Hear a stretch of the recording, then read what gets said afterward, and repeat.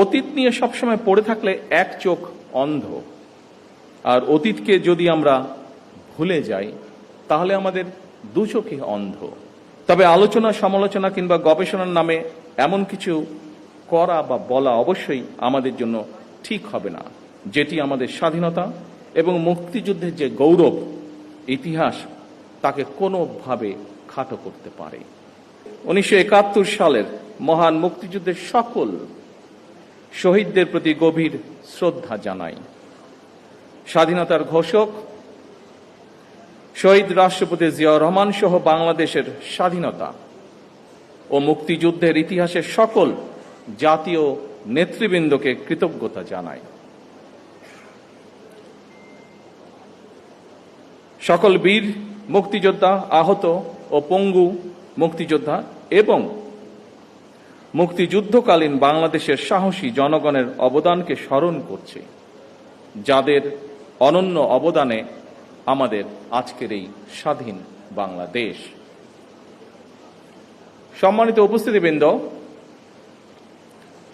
সাধারণত এর আগেও যখন 26শে মার্চ, 16ই ডিসেম্বর বা এই ধরনের ঐতিহাসিক দিনগুলোর আলোচনা সভা অনুষ্ঠিত হয়েছে, এর আগেও আমি দু একবার একটি কথা আপনাদের সামনে বলেছিলাম।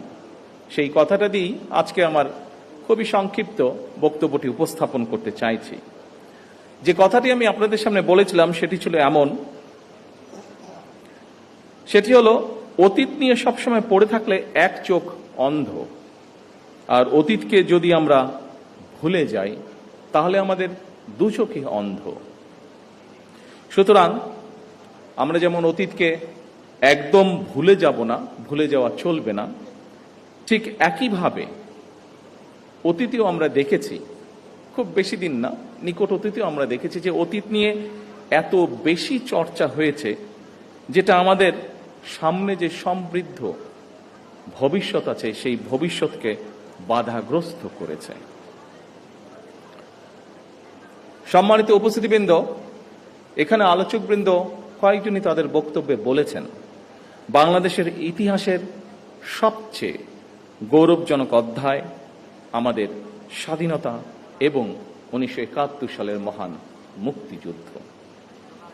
বাংলাদেশের জন্মযুদ্ধের এই গৌরবজনক ইতিহাস নিয়ে আপনারা যারা আজকে মঞ্চে উপস্থিত, যারা আলোচনা করেছেন, তাদের মধ্যে বেশ কয়েকজন উপস্থিত আছেন যারা সরাসরি মুক্তিযুদ্ধে অংশগ্রহণ করেছিলেন, মুক্তিযুদ্ধের সময়ের নৃশংসতা প্রত্যক্ষ করেছেন সেই সকল মুক্তিযোদ্ধা সরাসরি।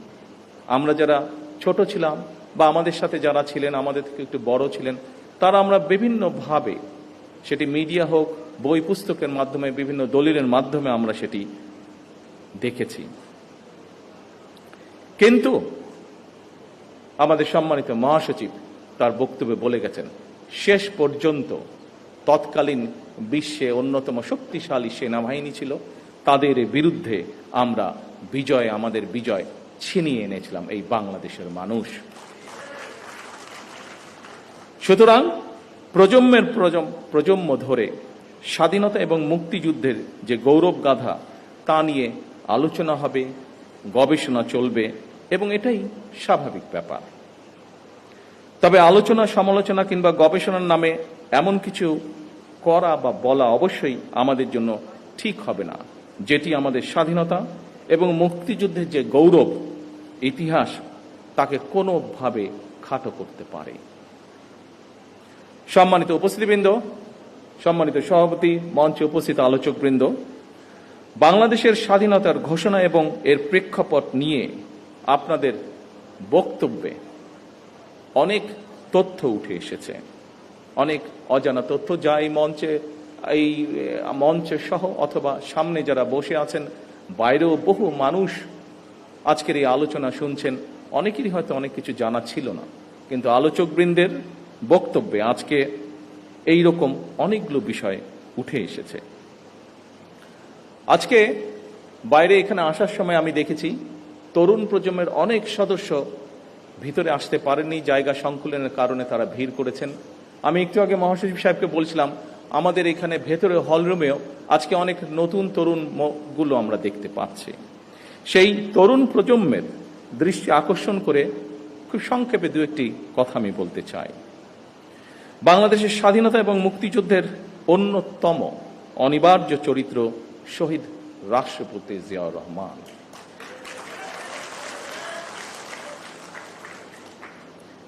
আমরা দেখেছি অতীতে যেভাবে শহীদ জিয়াউর রহমানকে, তার অবদানকে, তার কাজকে খাটো করার চেষ্টা করা হয়েছে, এর থেকেই প্রমাণিত হয়েছে শহীদ রাষ্ট্রপতি জিয়াউর রহমান অবশ্যই বাংলাদেশের মুক্তিযুদ্ধের একজন অনিবার্য চরিত্র। কিন্তু সম্মানিত উপস্থিতিবৃন্দ, শহীদ রাষ্ট্রপতি জিয়াউর রহমান হঠাৎ করেই কিন্তু স্বাধীনতার ঘোষণাটি দেননি।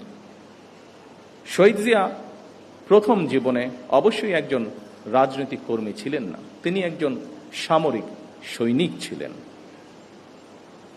তবে তিনি বাংলাদেশের স্বাধীনতার যে স্বপ্ন, সেটি যে তার মনের মধ্যে সেই বোধ শক্তির পথ থেকে লালন করতেন, এটি কিন্তু তার একটি লেখায় ফুটে উঠেছে।